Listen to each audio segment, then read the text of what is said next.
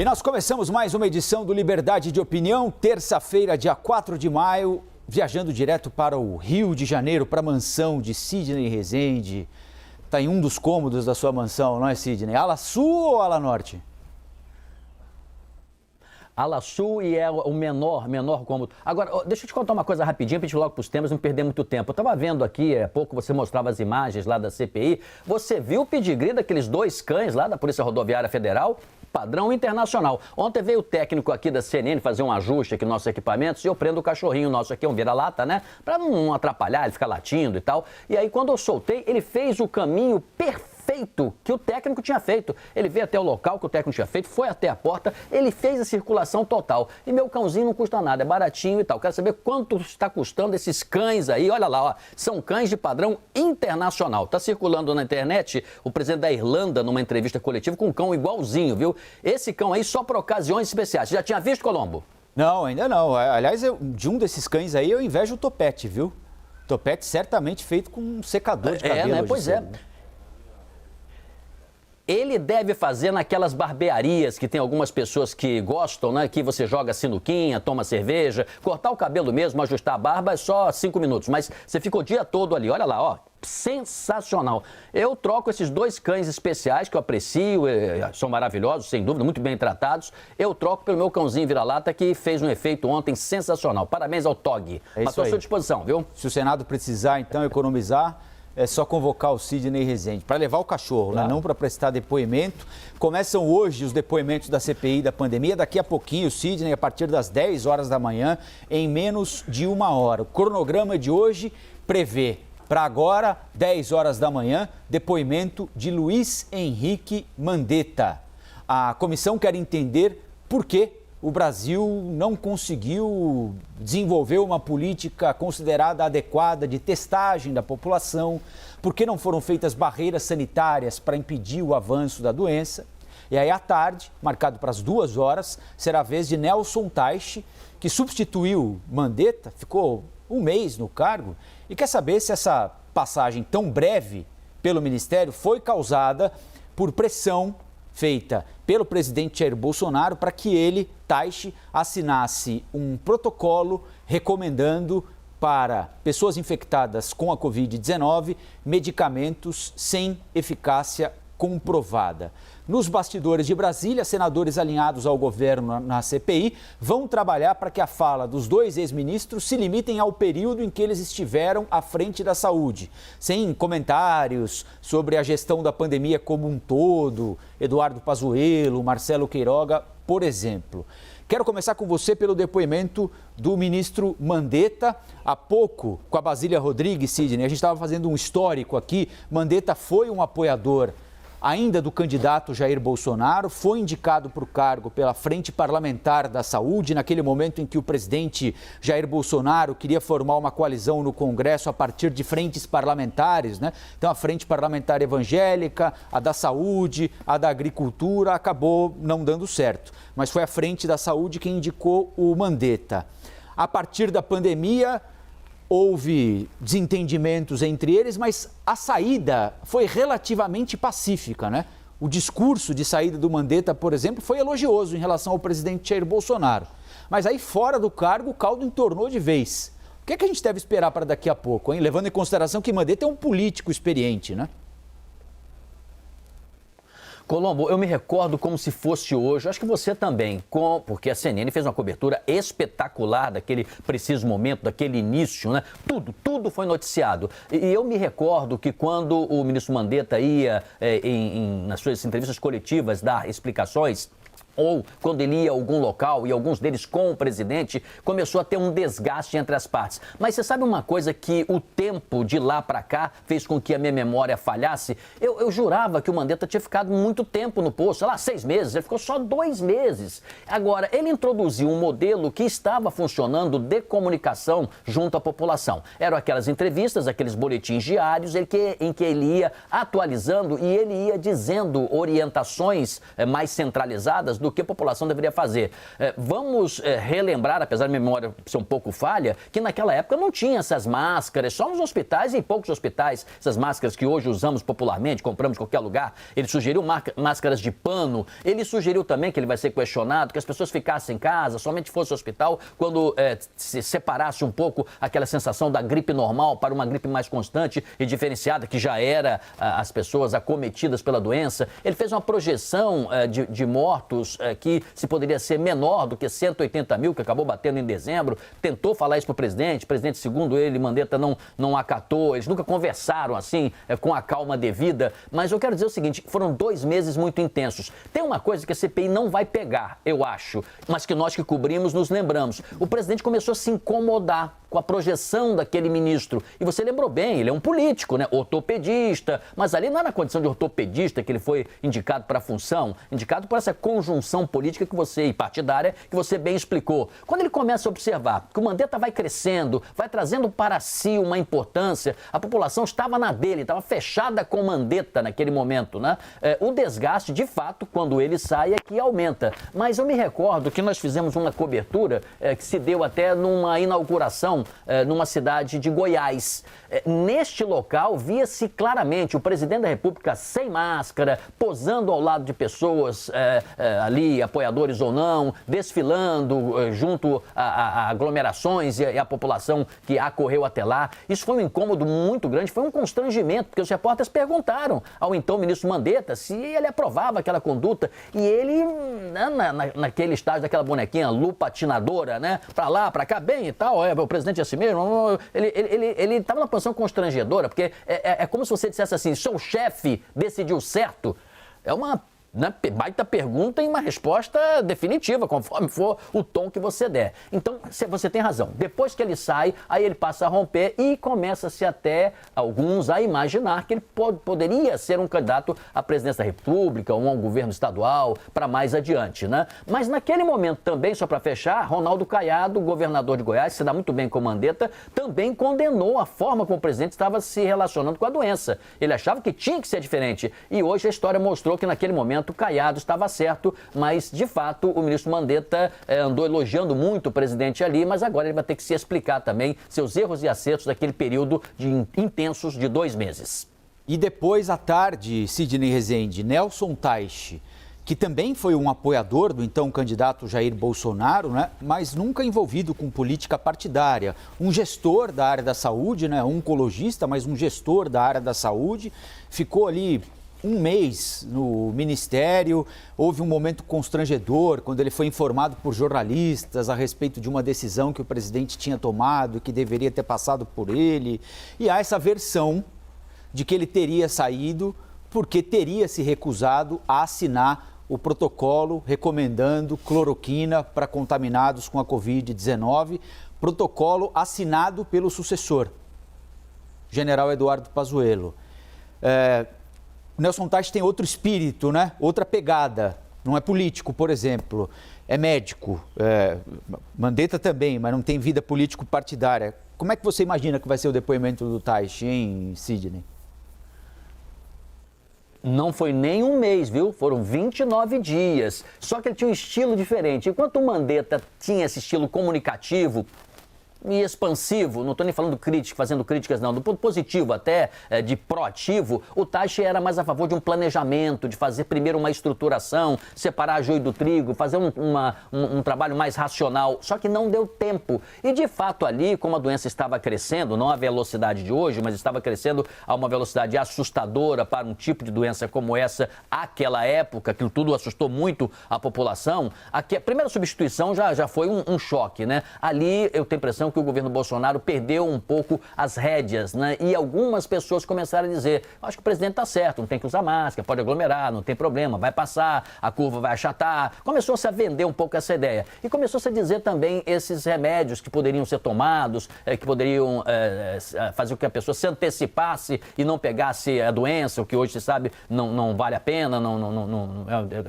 vale a pena, é uma decisão errada do ponto de vista de saúde. Então, Teich, aquele time dele, dele, mais cadenciado, começou também a desgastar e aborrecer. Voltando à CNN, que cobriu muito de perto, Tais deu uma entrevista, eu até peguei aqui um trecho, olha só o que ele disse. O presidente já deixou muito clara a posição dele. Ele não quer ser uma liderança na vacinação da Covid-19 do Brasil. Não adianta reclamarmos.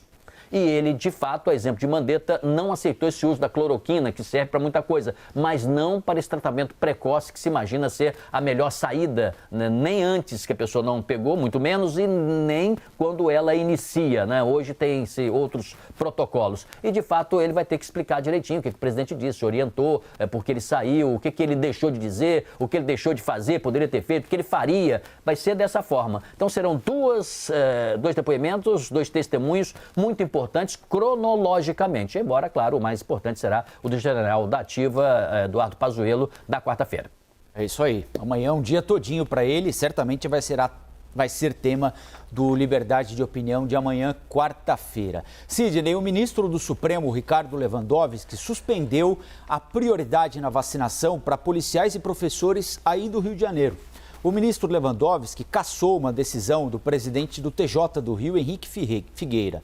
O decreto autorizava que os profissionais da educação e da segurança fossem vacinados antes da imunização integral de idosos, pessoas com comorbidades, deficiência, população em situação de rua e detentos.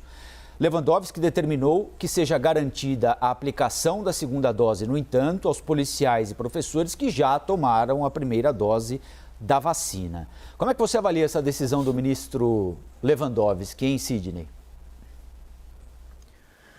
Ela é muito, se for utilizada a mente, a razão e o cérebro, ela é muito ponderada. Se você quiser usar emoção, aí complica um pouco. Por quê? Porque se você for usar emoção, dizer assim, mas eu trabalho na área de segurança, eu sou professor, não vou vacinar, que absurdo, esse ministro atrapalhando a minha vida, por essas e outras decisões que eu não gosto do Supremo e tal. Essa é a razão de ordem emocional. O que ele disse? Você tomou a primeira vacina, você policial, por decisão do governador do seu estado, por decisão da prefeitura, você deve tomar a segunda. Pronto, acabou, resolveu. Você que não tomou, ele acha que primeiro você deve aguardar e a decisão deve ser técnica. Primeiro, aquelas pessoas que já estavam na fila, que já estava se determinado que elas seriam as primeiras a serem vacinadas conforme o Plano Nacional de Imunização. Elas primeiro, você depois. Então, o que a Defensoria questionou foi isso. Ministro Lewandowski, o Supremo, né, pode isso? Né, permitido isso? A Defensoria Pública alegou que o decreto não teve motivações técnicas para antecipar em 7 posições a vacinação das categorias em relação ao plano de imunização. Se não foi uma decisão técnica, foi política, foi por simpatia, foi por pressão, o que seja, né, ela quebrou o que estava acordado em contrato. Alguma coisa, como você pretender alugar alguma coisa, pede uma reserva e tal, né? Ela é dada até você. Quando você chega lá, tem alguém já na sua frente que furou a fila por alguma razão, porque de repente é irmão de um parente do corretor. Não pode, né? Tem que ter uma regra, tem que ter uma fila. E o que o ministro Lewandowski argumentou foi só isso. Opa, vamos entrar na fila aqui, vamos organizar. O senhor que está aqui na frente, o senhor vai lá para trás, tá? Seu lugar não é aqui não. Mas o rapaz disse que é. Não, mas não é, mas a regra não é essa. O senhor fica no seu lugar certo. Foi isso que ele fez. O ministro Ricardo Lewandowski também disse que gestores públicos podem ser punidos se houver atraso na aplicação da segunda dose da vacina contra a Covid. Na decisão, o ministro disse que essa punição pode ocorrer por improbidade administrativa. Até que ponto é possível punir um gestor público? E quem é o gestor público que vai ser punido? Porque, por exemplo, no caso das vacinas, houve uma recomendação do Ministério da Saúde. Apliquem tudo como primeira dose. Não reservem a segunda dose porque nós garantimos o fluxo. Aí atrasa o envio do IFA pela China para o Brasil. Atrasa a produção da Coronavac pelo Instituto Butantan. Ficamos sem a segunda dose. Tem um culpado? Tem culpados? Alguém tem de ser punido por isso? Sempre se tem, não é culpado, se tem responsáveis por alguma coisa dentro de um processo que era para funcionar e não funciona. Mas você está certíssimo. Pressiona-se um prefeito ou um governador e diz assim, olha, eu estou seguindo ordens do Ministério da Saúde, e vai dizer isso na documentação, no processo. Os advogados dos estados vão fazer, dos municípios, vão fazer esse tipo de defesa. O Ministério da Saúde, por sua vez, vai argumentar, não, eu de fato determinei numa situação que nós vivíamos de certa tranquilidade, mas agora nós não recebemos os insumos, e vai jogar isso para o responsável externo, seja da Índia ou seja da China. Então, há controvérsias. Penso que aí o ministro foi um pouco além para a responsabilização. Vai ser muito difícil. É alguma coisa que funciona na teoria, mas que na hora da prática dará um imbróglio que vai demorar anos e anos e anos, e pode ser que no futuro, se nós estivermos vivos ainda, a gente venha noticiar, eu aqui a comentar, que aquele caso foi arquivado. Acho muito difícil também, eu penso como você, tem essa suspeita de que é difícil esse tipo de responsabilização. Mas no dolo, quando de fato você tem as vacinas e não faz, exemplo, tem um município na cidade do Rio de Janeiro, no estado do Rio de Janeiro, que está sendo acusado de ter vacinado pessoas com menos de 60 anos, inclusive, 57 anos, ou quem entrasse na fila, ou quem viesse acompanhando uma outra pessoa, sem qualquer tipo de critério. Há irresponsabilidade. Esse gestor, ele está totalmente enquadrado para ser responsabilizado. Agora, aos demais que nós comentamos aqui, acho muito difícil você pegar um anzol e pegar alguém pelo cangote, viu? O ministro do Meio Ambiente, Ricardo Salles, disse que o orçamento para o combate ao desmatamento no Brasil é frágil. Salles deu essa declaração ontem, durante depoimento numa comissão de meio ambiente, na Comissão de Meio Ambiente e Desenvolvimento Sustentável da Câmara dos Deputados.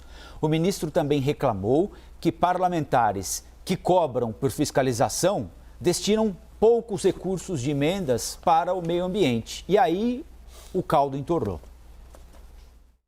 50 vezes menor do que foi destinado ao Ministério do Desenvolvimento Regional. Ela é 20 vezes menor do que foi designado para a educação. Ela é 160 vezes menor do que foi destinado para a saúde, e assim sucessivamente. Ou seja, uma parte da composição orçamentária do Ministério do Meio Ambiente poderia ser feita por muitos do que acusam o governo federal, de maneira equivocada, como eu já mostrei aqui, que vem desde 2014 a fragilização orçamentária, mas muitos daqueles que acusam o governo federal de terem fragilizado o orçamento, eles próprios não destinaram emendas para o orçamento na área do meio ambiente. Ministro, toma vergonha na sua cara, ministro. Vai você também. Você não mandou nada de emenda para cá, fica falando ambientalista. 126ª emenda a sua, uma vergonha. Ambientalista de palanque. Bom, Ricardo Salles foi chamado à Câmara para prestar esclarecimentos sobre as ações tomadas pelo Ministério do Meio Ambiente e rechaçou que o ano passado tenha sido o ano recorde de desmatamento no Brasil. Alegou que esses números de desmatamento vêm subindo desde 2012, governo da ex-presidente Dilma Rousseff. Salles ainda afirmou que as populações indígenas não precisam de lobistas para defender os seus interesses, que o índio tem de dizer o que é importante para ele, índio. Sidney, queria que você falasse um pouquinho sobre as declarações do ministro Ricardo Salles, sobre a falta de destinação de emendas parlamentares para o combate ao desmatamento ambiental, essa declaração sobre os índios também, índio não precisa de representante, tem de ouvi-los diretamente para saber o que eles precisam, o que eles querem. Colombo, se você me permite, é porque a edição ela acaba trazendo o principal, né? Ela está correta nesse aspecto. Mas um pouco antes, o ministro Salles partiu para cima dos deputados, tá? Aquele grito que nós ouvimos do deputado ali, ele não partiu assim do nada, né? Um deputado provocando ele. Lembrando que para a liturgia do cargo, para que um integrante que vá fazer um depoimento ou convocado, um ministro de Estado, como é o caso, né? É muito importante respeitar os congressistas, né? Nem ele deve aceitar ou ou receber ou acatar provocações desairosas que partam dos parlamentares contra si, contra ele, aí cabe a presidência, no caso ontem era Carla Zambelli, aliada do ministro Salles, quem estava comandando ali, presidindo a mesa. Normalmente é esse papel que cabe ao presidente, acalmar os ânimos, cortar microfones, pedir calma, pedir respeito, pedir desculpas a quem está ali, no caso, prestando depoimento, né, convocado ou não. Mas cabe a esta pessoa também respeitar os parlamentares. E ele está lá para esclarecer, responder. Nós somos jornalistas, muitas vezes nós somos acusados porque perguntamos alguma coisa que não deveria perguntar. Gente, o problema não é pergunta não, hein? O problema é a resposta. A falta de educação e respeito, não. Aí nós devemos enfrentar isso em relação à conduta, à má conduta de todos, né? A relação civilizada é muito importante. Então, o ministro Salles deslanchou, partiu para cima do deputado, acusava um, acusava outro, de uma forma muito empoderada. E fez isso porque a presidente Carla Zambelli permitia, né? Então, na hora que ele está falando, ela virava meio para o lado, não fazia repreensão devida. Quando um deputado faltava ali, né, num tom de voz com respeito, a dizer, opa, mas não deixava um mais falar do que o outro, parecia um pouco telequete, né? Telequete no meu passado tinha isso, né? Quando alguém batia no outro, o juiz tinha um lado, né? Daí o juiz não, né, meio que não via. Quando o mocinho lá fazia uma coisa errada, e também aí ele era divertido. Então, brincadeiras à parte, desculpa até as brincadeiras, o que acontece? Recorde de queimadas 2020, foi um ano devastador. Apoio a madeireiros, acabou redundando numa notícia crime contra Salles e o Ministério do Meio Ambiente. Corte do financiamento do Fundo da Amazônia, né? Alemanha e Noruega, logo de cara foram advertidas e informadas que não se queria mais aqueles recursos. Esta semana mesmo, né, representantes da Alemanha disseram que se surpreendem porque alguns acham que preservar o meio ambiente e a Amazônia é coisa da esquerda, porque eles disseram que até a direita alemã, mais religiosa inclusive, entende como algo de Deus, que você deve cuidar sim, é o oposto do que nós pensamos hoje. Liberação de desmatamento da área de manguezais, são todas questões pululando na mesa do ministro que acabam redundando em indagações, não só no Congresso Brasileiro, como fora dele, na imprensa e junto a discussões internacionais. Não penso que seja boa essa atitude do ministro fazer o que ele fez ontem, e muito menos os deputados também perdendo a linha, porque isso tudo dá uma mensagem para o exterior, para fechar aqui, muito ruim, quando nós devemos deixar o governo brasileiro fazer um bom trabalho para que tenha o que apresentar em Glasgow, quando nós tivermos no final do ano o encontro meio ambiente. Senão aquele discurso do presidente ponderado e equilibrado vai ser para o espaço, e já há uma descrença. A Alemanha, por exemplo, tem muita descrença em relação aos propósitos do governo atual na hora que diz que vai respeitar o meio ambiente. Sidney, ótima terça-feira para você. Vamos acompanhar então os depoimentos na CPI daqui a pouquinho, a partir das 10 da manhã. Você estará na rádio, né, com a Thaís Herédia, e amanhã a gente repercute tudo aqui no Liberdade de Opinião. Combinado? Bom trabalho. Até amanhã.